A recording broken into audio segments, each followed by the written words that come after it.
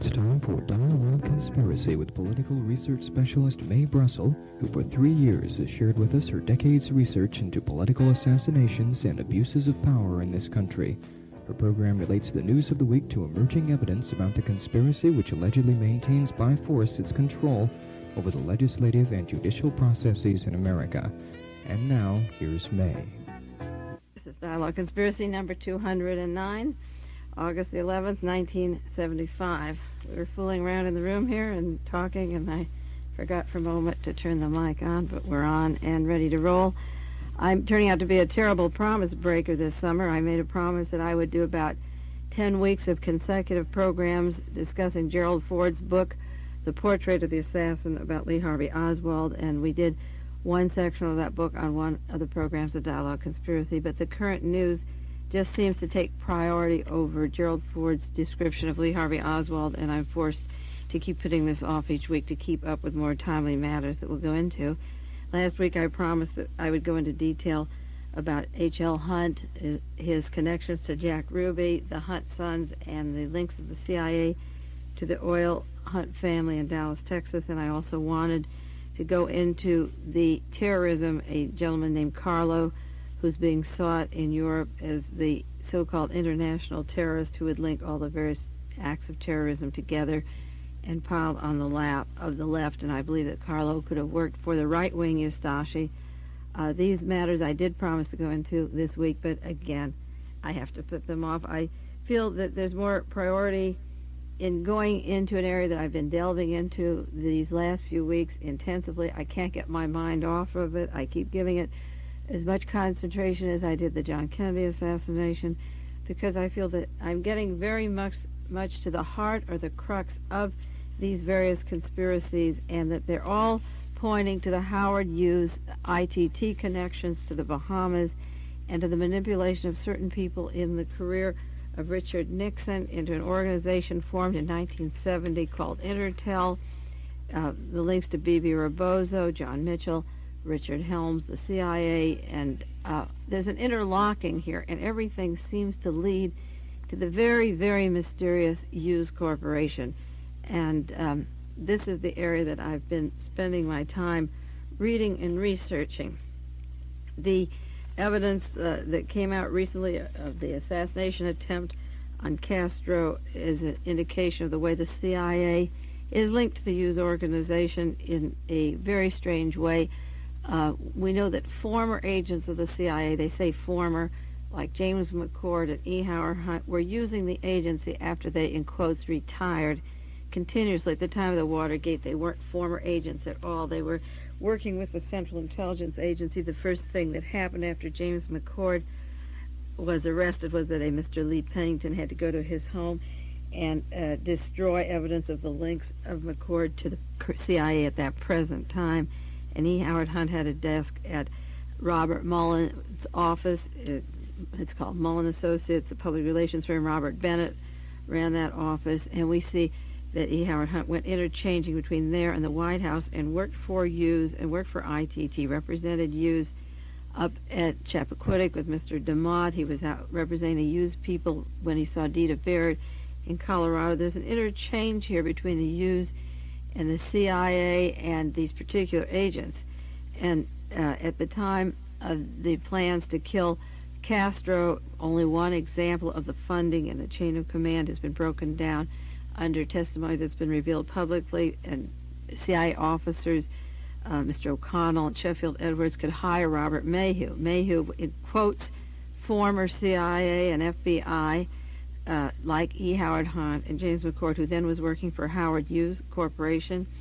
And then Mr. Mayhew is told, find Mr. Roselli, meet with Mr. Roselli, who's from organized crime, and the excuse to use organized crime was so that the CIA wouldn't be blamed for the operation. But Mayhew was working for the CIA and for Hughes. And then they contact Sam Giancana, who goes on the name of Sam Gold, in Miami. And Giancana reaches Cubans involved with the gambling interests over in Cuba that used to work at the gambling tables. And then they were to hire a cook to poison the food of Castro. The chain of command goes somewhere. It has to go as high up as the president of the National Security Council. It goes to two top CIA officials, then to a former CIA, former FBI, currently with Hughes, Mayu, then to organized crime, then to the Cuban community, but always these interlocking people of former CIA and the Hughes chain of command. And I want to go into this because we keep getting tighter into the conspiracy. It's 1 year since Richard Nixon resigned.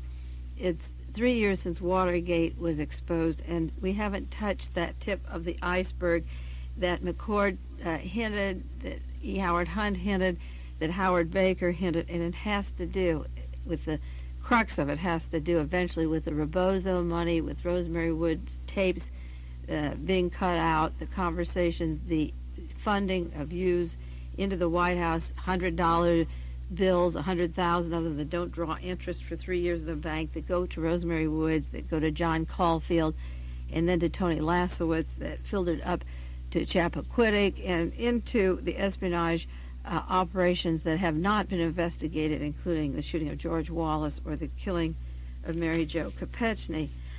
I think that these kernels, these threads, have to be delved in and delved into until each little corner is unturned. And the farther I get into it, the more complicated and the more simple it gets.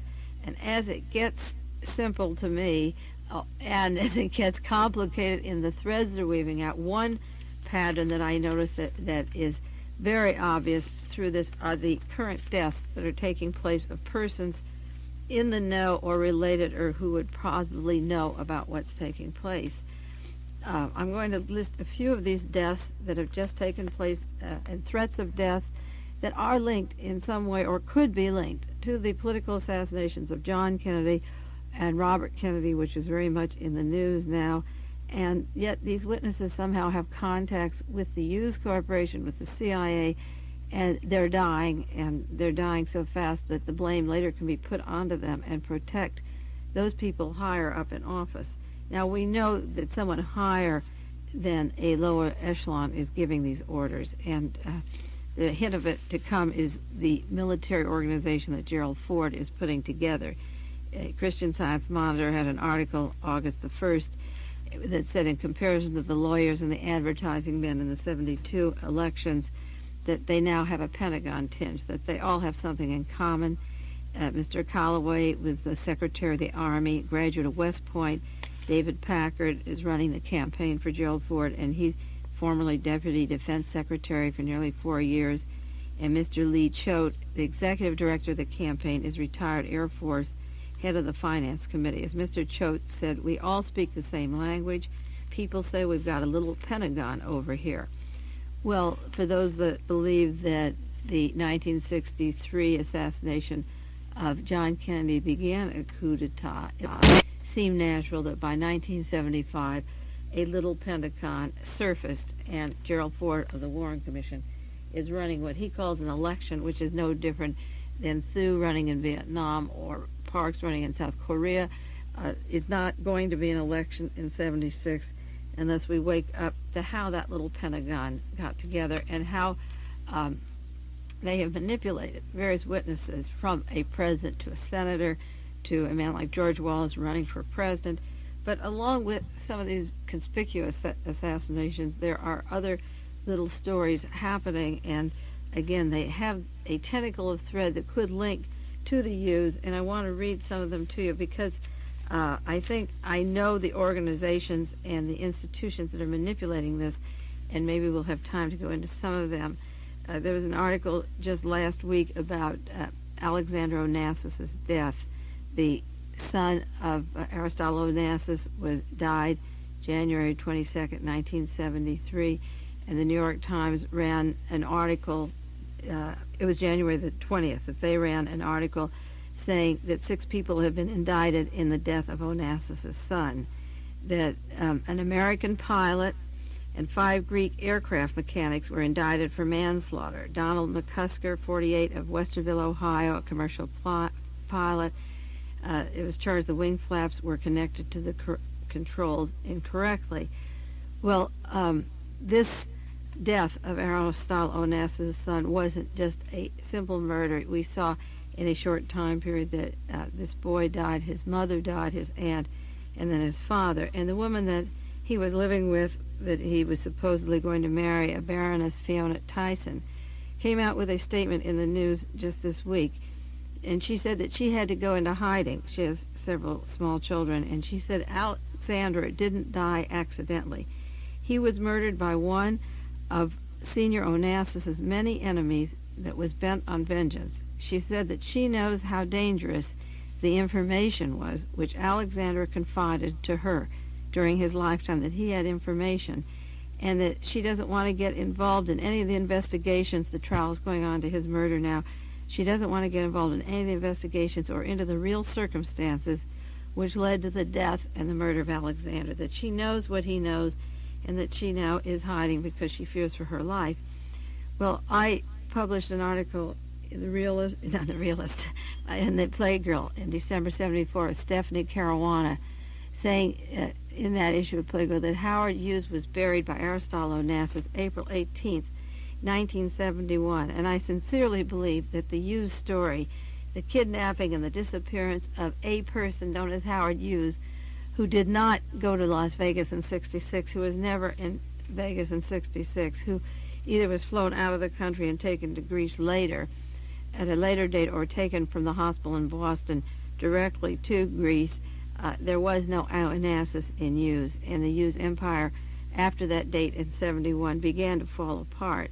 And I just wonder if this particular Baroness Tyson has any information about what happened to Howard Hughes, if he was at that island and was buried there, and was Alexander murdered. What information? He was murdered because of information which he knew, and she said that was so dangerous that she no longer felt safe. Another person died connected to Watergate-related deaths. I once did a program on 27 of these particular deaths and mentioned one by the name of Lou Russell, simply because he was a friend of James McCord and worked for James McCord at McCord Associates when McCord left the CIA. And Lou Russell was described in the Boston Phoenix in 1973 as an old-hand security cop employed by McCord Associates for the Republican Convention security contract. The article went on to say he brought a dozen checks in different amounts from James McCord to Bernard Fensterwald's committee during a period in which McCord and Fensterwald were not supposed to have known each other. Fensterwald is a gentleman who runs a committee to investigate assassinations in Washington and is suspected by two-thirds of the researchers of having links to the CIA. Well, just in the last 2 weeks, I was reading the executive session of the Select Committee on Presidential Campaign Activities, Volume 22, Testimony, March 22nd, 1974, page 10250, for those of you that want to look this up. This is some more of the Senate Select Committee hearings that were not televised, but were done privately, and they're published by the Government Printing Office. And in Volume 22, Rosemary Woods gives a little more description of Lou Russell, who died shortly after Watergate, and she said Lou Russell used to come into the White House, see Rosemary Woods, and see Richard Nixon, that he formerly worked with the House on American Activities and visited Rosemary Wood for recommendation, and then worked for McCord Associates. Mr. Lenzer, from the Senate committee, said, "Did you determine the relationship between Mr. Larry O'Brien and Robert Mayhew, and when did you talk to Mr. Russell? Did he indicate to you that he had been previously employed by Robert Mayhew here in Washington?"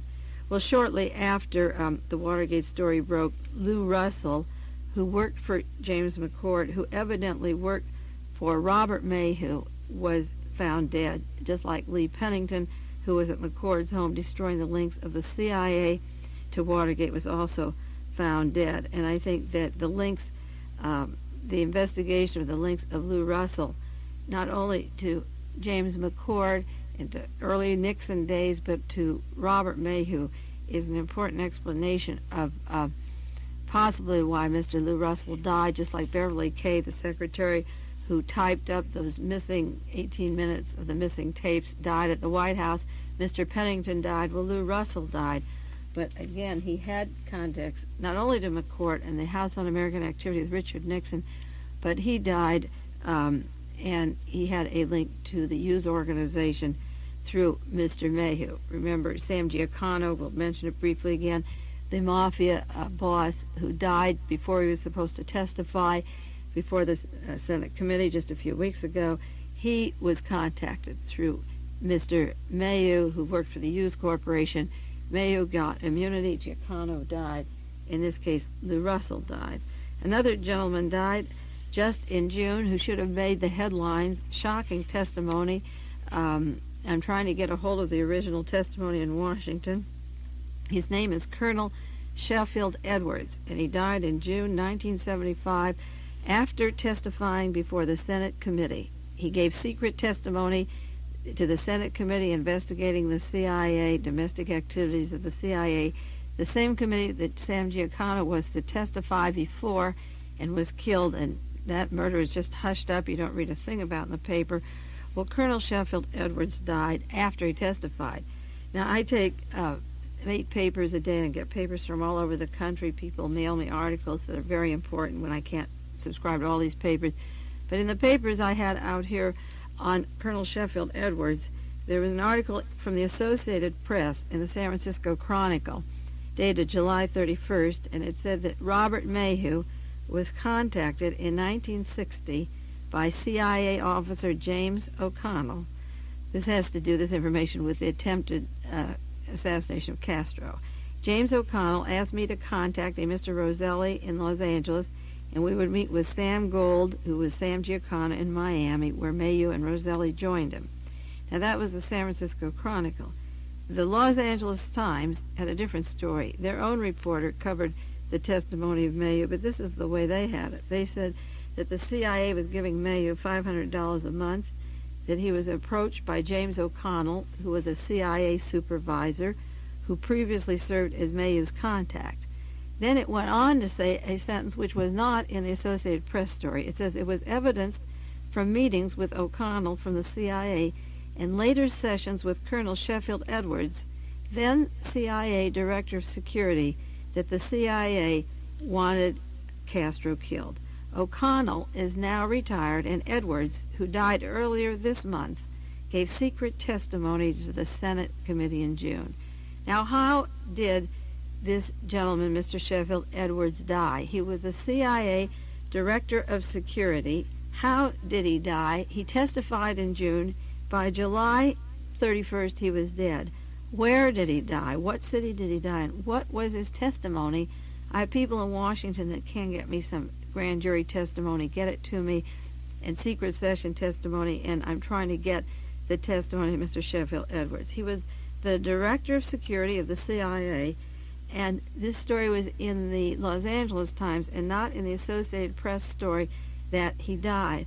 Now, the Washington Post, August the 7th, 1975, referred again to the late Colonel Sheffield Edwards. And it further goes on to say that Edwards was responsible, that he was, it tries to suggest that he was the connecting link. In other words, CIA project officer James O'Connell comes out clean, he's retired, and he contacted Mayhew. But the thrust of the blame then is put, in the Washington Post article, the blame is put on the man who's dead, and yet we don't have any way of knowing how he died or when he died, and by his being killed as the cutoff, then whoever Mr. Mayhew contacted, Mayhew has immunity, Sheffield Edwards is dead, so then you can't take these assassinations or the assassination plots, even the ones that failed, you can't take them up to the White House or to the National Security Council. Washington Post carried an article, and it said Mayhew dealt with O'Connell and Sheffield Edwards, but the publishers reported that Edwards was in charge of the operation, and Edwards died recently, end quotes. And that's so convenient of Edwards to die. Now, Mayhew, Robert Mayhew, was in 1961 in Miami with Roselli and Giancano, and he was working, his biggest client was Howard Hughes, and Howard Hughes in 61 urged Mayhew to come out to California from Miami in 61, and that's where Mayhew went.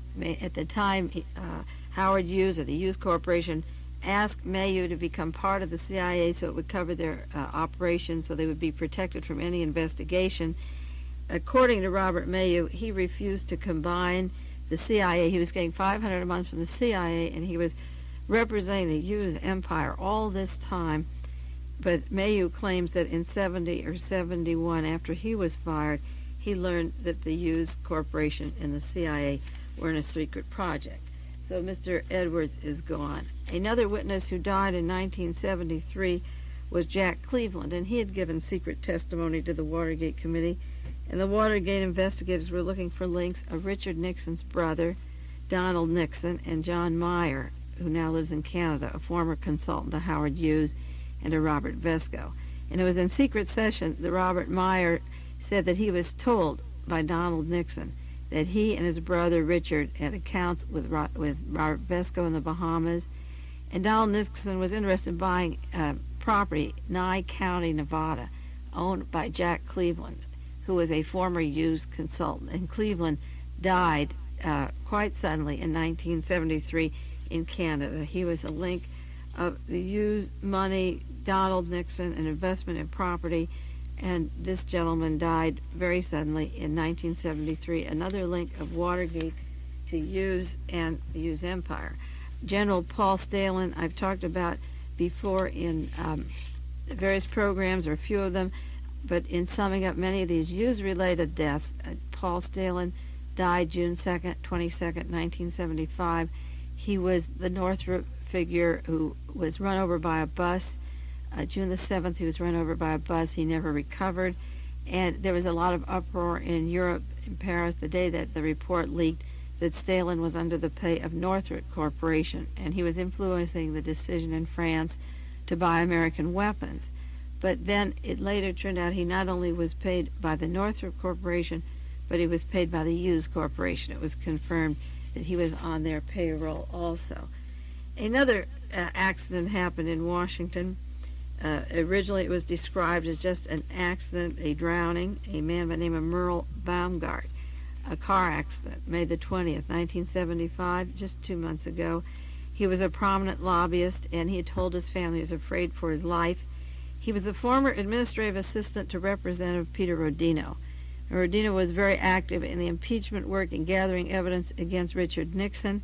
I don't know how much he knew about the Rebozo money, about the links to Howard Hughes, the dummy fronts, the very heavy link of E. Howard Hunt and G. Gordon Liddy meeting in the offices with Robert Bennett and James McCord and John Mitchell, where the entries to the Watergate Hotel were planned. And this is the office where the head of that came out to be head of Hughes Corporation Public Relations. Robert Bennett is out there now in Los Angeles. They sat in this office that had Hughes scramblers, $10 million of Hughes money in dummy fronts. They represented Malone Associates, the ITT, the Hughes Corporation, and Peter Rodino investigating the Watergate. He allegedly, I heard stories about possible links of him in New Jersey to organized crime, and he was getting all this information on the Watergate, which he's accumulated. And his assistant, his former assistant, who just left him recently by the name of Merle Baumgart, was found floating in the Potomac River. His car plunged off the parkway into the river. It was called a traffic accident. He died of a broken neck and fractured skull. And it was only when they got police got an anonymous phone call, look into this, it was murder. And then an investigation, they found out that May the 10th, that Baumgart's car was forced to the side of the parkway, and he told the police that a man had smashed his car windows, that they came up and stopped him and smashed his windows and threatened him. And he was living in fear for his life for 10 days, and then his car went into the water. He was with a woman, 27-year-old woman, who was driving. Charges were dropped from her. It was called reckless driving. She was completely safe, not hurt. Everything was fine as far as she went, but he had a broken neck and a fractured skull. Rodino said that Baumgart was his chief assistant up through 1973, and he saw him the week before he was killed. The U.S. agents are probing his death, and there's a lot of secrecy into the investigation of his death. There's an article in the Oregonian I got from some radio fans up in Oregon that said, in quote, sources describe the police investigation as sensitive because the stature of some individuals may be involved. And the Star, another newspaper, reported that a lot of efforts were being put to squash this investigation and keep it quiet because it involved individuals with good jobs on Capitol Hill that were involved, and that they had to protect the reputation of various people. We don't know who they're protecting or what's behind Dino's assistant, but again, this was a important figure. A Justice Department strike force on organized crime is investigating the death, and knowing the material, the hot, sensitive material that these people have that they haven't yet unfolded, all of these deaths that are related to these committees and their information should be investigated, just as I still think Martha Mitchell's kidnapping wasn't investigated properly. The people weren't reprimanded, and the Watergate story, the real story of the links of Hunt and Liddy and Mitchell to the U's, the organized crime, the CIA, has not really been told. Sam Giancana was another one I mentioned, who died June 20th, shot 6 times in the head and neck, hired by Robert Mayhew from the CIA, U's, and FBI. Mayhew represented all 3 of those in an area that is interlocking, and they're interlocking in the assassination of John Kennedy, Robert Kennedy, Martin Luther King. Giancana was to testify before the Senate committee when he was killed, and Mr. Roselli, his partner, John Roselli, hired by Mayhew, I think I mentioned it before on Dialogue Conspiracy, was represented in a law case by Grant Cooper, who then went to his next client, Sirhan Sirhan, and the interlocking of even the lawyers that represent a selected patsy in this case have relationships and ties to organized crime, the U's organization. The same lawyer comes in on the Sirhan case that represents these other persons, such as John Roselli. Joseph Bush in Los Angeles died June 27, 1975. The front page of the Los Angeles Times, dated July 13th, says, Robert Kennedy case still questioned.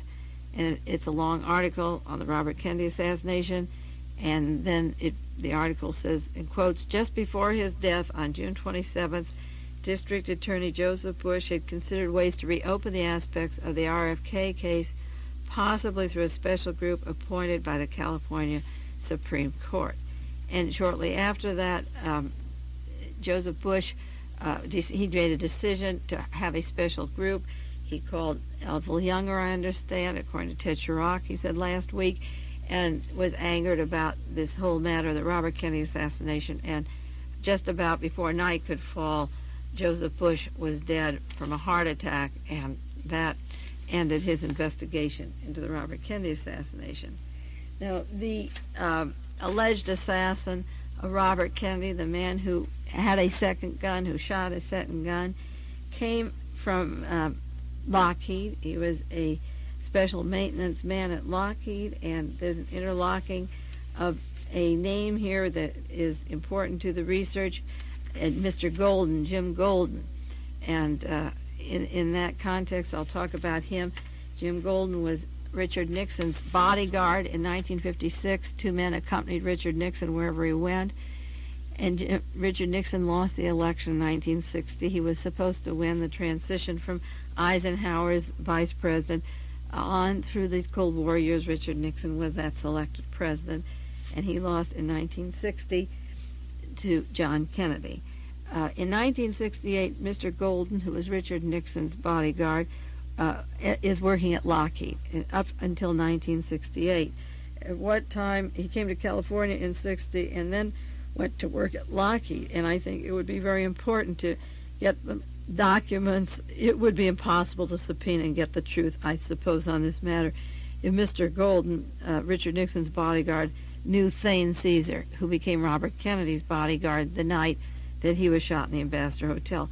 But just by coincidence, Mr. Golden is at Lockheed, and then where does he go from there? Jim Golden, from bodyguarding Richard Nixon in 56, he's at Lockheed at 68, the same time that Thane Caesar is at Lockheed and is to go to the Ambassador Hotel. Mr. Golden is in Las Vegas in 1970, moving Howard Hughes to the Bahamas and to London, accompanying Howard Hughes. There was no Hughes, there was no body of Hughes that left Las Vegas.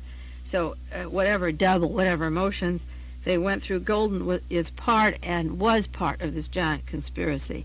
and then became vice president of Intertel, and we're going to talk a little bit about Intertel, that I think is one of the cruxes of so-called retired officials that are doing all of these giant conspiracies. They've left the agency so that the agency isn't conspiring against us any more than the CIA overthrew our election in 72.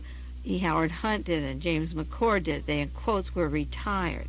Well, Jim Golden went from accompanying Richard Nixon as vice president out to Lockheed, where Thane Caesar was, and then moving this used body, whatever it was, he became the vice president of Intertel with its headquarters in the Bahamas, weaving in and out of the White House with Rosemary Woods and Richard Nixon up till 73, and in 75 he's working for LEAA in Washington, D.C., which is the network and backwork of that Gestapo McCord was talking about. Another person was murdered, the wife of a Lockheed aircraft executive, very suddenly hushed up. There were 3 murders in Los Angeles, July 26, just a week ago. Gloria Witt, W-I-T-T-E, her husband is Roland Witt, executive of Lockheed Aircraft. And we don't know whether she is a Dorothy Hunt, a female agent, along with her husband, but the circumstances of this woman being shot are very suspicious. Yes, it can happen that people walk the streets and get shot, and they're not conspiracies. But one of the things that always makes me suspicious, like Sam Giancana or Gloria Witt, is that the case is hushed up immediately. When it is a homicide, the FBI can solve it, the police can solve it, the newspaper is full of it. When it's a conspiracy, front page, off it goes. You don't hear about it. Like Carlo the terrorist in Europe that I want to bring up more. Gloria Witt was walking with her husband and some friends. There was some shotgun blasts. They fired 7 or 8 times, and the quotation in the news was she was just executed. They walked up and executed her. Her husband is Roland Witt from Lockheed. Does he know Jim Golden? Did he know Thane Caesar? Who is this woman, the executive of Lockheed Aircraft Corporation, who's gunned down in front of a $100,000 home in Los Angeles?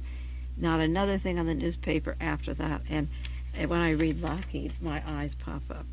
Another section, people afraid for their lives. There was an article this is the New York Times, dated June the 20th. People in the grain corruption inquiry in fear of their lives. And this has to do with New Orleans, the investigation of corruption, of handling and weighting of grain in major American ports. Now, why is a grain story important to the conspiracy? In the book Were We Controlled, that I've mentioned many times, written by Lincoln Lawrence, that's a pseudonym, in 1967, it's a story of the Kennedy assassination. It's a book on behavior modification and hypnotism involved on Oswald and Ruby. And this book was based upon a short, diabolical plot to kill JFK. It was a 58-page story circulating in Chicago by a man named David Warren. David Warren, incidentally, Warren was one of the pen names that E. Howard Hunt used. This little book came out after the Bay of Pigs operation. Hunt had strong contacts in Chicago. The book was located in Chicago. But the theme of the book was that there was what they called a rumor that they checked out to be true, that the stock market, the day that John Kennedy died, was manipulated, not by accident, on November 22nd, 1963, that somebody wanted it manipulated, and somebody was plunging it short and made $500 million that day. It had to do with the oil and corn and grain commodities. And the allegation of this book was that only someone who knew the president was going to be killed could have sold short that day and made $500 million. And then the book goes on to name the Bunch Corporation, the same corporation in New Orleans that is under question now, and question of their indictments. And the links of this particular corporation, B-U-N-G-E, the Bunch Corporation that has just been indicted recently, is named in the book Were We Controlled? And they used the Allied Crude Vegetable Oil Refining Corporation in New Jersey for the manipulation of the market to make $500 million. Now, this is important because the Bunch Corporation, with its links to Germany and former Nazis heavily controlled by Germans to Argentina to New Orleans, set up their headquarters in New Orleans in 1961. And it was Clay Shaw's office. Clay Shaw worked out of the International Trade Mart. Clay Shaw worked through Permindex with the international Nazis. Clay Shaw, David Ferry, Guy Bannister, Lee Harvey Oswald, Albert Osborne were all working for the Central Intelligence Agency in New Orleans in 1963, and certainly from 61 to 63 these people were organized since the Bay of Pigs. And it's interesting that at this time this particular corporation is being indicted for manipulations and various charges at this time. But I think that the fear of their lives has more to do with the possible investigation, not into grain corruption, as it has to do with possible links to the Kennedy assassination. I think that if good investigators, investigative reporters would go into the Bunge Corporation and the possibility of the links to Clay Shaw, they would find many of the answers that were asked in the book, Were We Controlled? And I think that the fear of the lives down there has more to do with the history of the early 60s than it has to adding a little dirt to the scales at this time. One witness came out this week and said, my husband would wind up in the river if he talked. I'd be a widow. My children would be fatherless. If he ever tells what he knows, we'll be killed. And another witness said they wanted their name withheld, that they're receiving death threats from investigators down there. And another witness said that hired killers are loose down there and they're looking for former federal grain inspectors. 20 indictments have been returned, and there is an investigation into the Bunge Corporation and other grain corporations down there. But it is interesting that after the assassination in 63, it's 75, and the same corporation that was named in Were We Controlled is still manipulating the economy in some way. And if, again, it is properly investigated, we would find these links to the Kennedy assassination that should be gone into. Now, who is behind all of this vague organization? One person whose name interlocks, as well as Mr. Golden, who worked with Richard Nixon, is Richard Danner. Richard Danner managed Mr. Smathers' first political campaign in Florida, and Mr. Smathers was instrumental in holding Richard Nixon up when he prosecuted Alger Hiss. And Mr. Danner handed Bibi Rebozo $100,000, allegedly from the Hughes money, that stayed in banks and didn't draw interest, that was sitting there for 2-3 years, that was used for clandestine operations, that wasn't going to the committee to re-elect the president. Richard Danner's links to Smathers, George Smathers, senator from Florida, and Richard Nixon's meeting Smathers and going to Florida to meet Bibi Rebozo. I've called Rebozo his CIA babysitter for a long time. And I think the important thing is that men in government, high up in our government, retired, in quotes, retired, for the government wouldn't be called a dictatorship run by the CIA or Gestapo.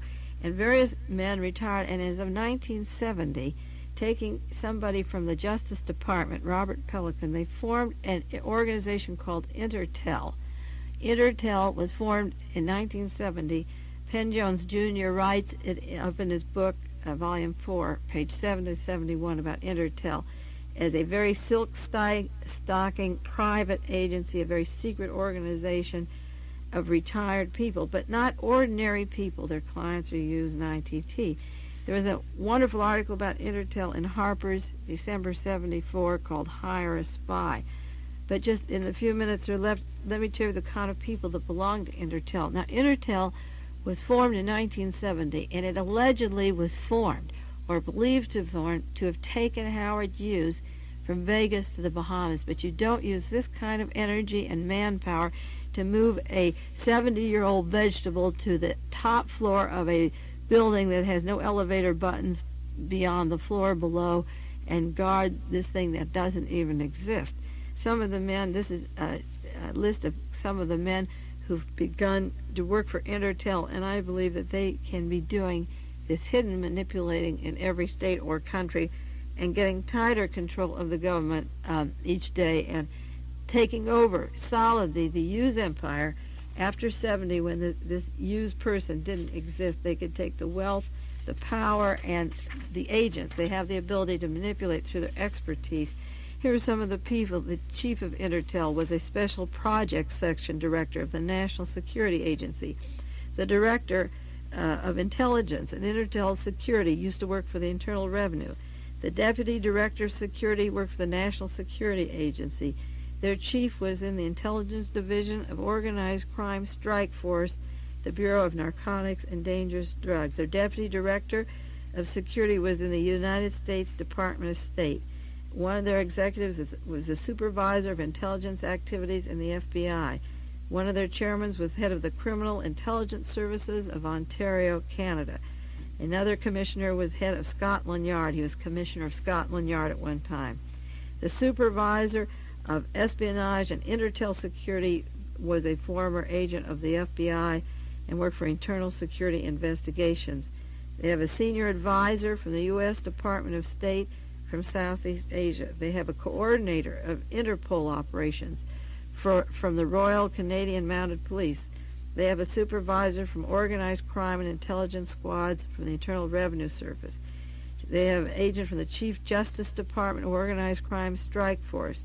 Detective supervisor, Special Investigative Unit, formerly Narcotics Squad, the New York Police. The director of enforcement was from the U.S. Bureau of Customs. Their chief market surveillance section was from the Security Exchange Commission. J. Edgar Hoover's only nephew works for Intertel.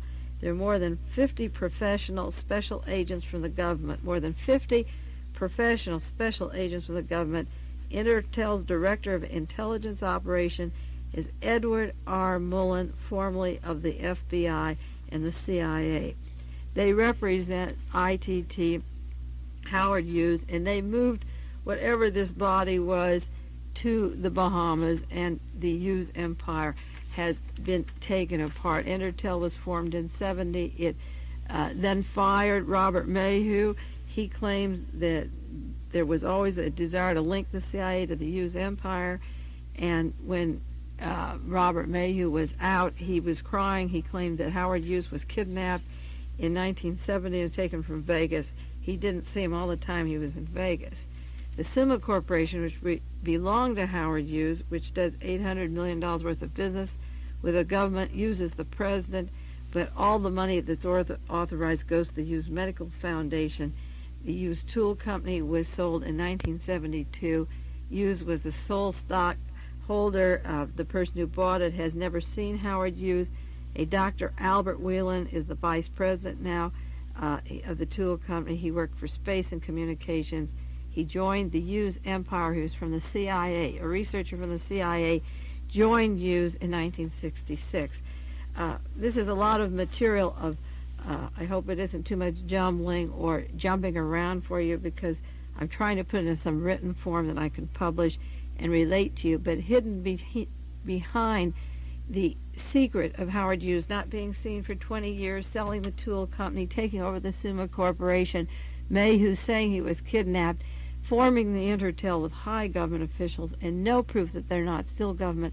It's very possible that those satellites up there that control where food is and where fish are and control the weather are controlled by the government under, in quotes, private enterprise, but actually are government intelligence agents, similar to a Gestapo, the FBI and CIA, not retired, still communicating with the federal government and have their tacit approval. Otherwise, the government would investigate Howard Hughes, private citizen, and find out if he's dead or alive, and if he was in fact kidnapped. But there's no police to do it, because Intertel is made up of 50 or more top government officials, and they guard the doors and the finances and the money that was once the Hughes Empire. Well, that's it for this week. Our time is over. I'll see you next week on Dialogue Conspiracy. And if the news is quiet along this front, we'll get back to Gerald Ford's book, The Portrait of the Assassin.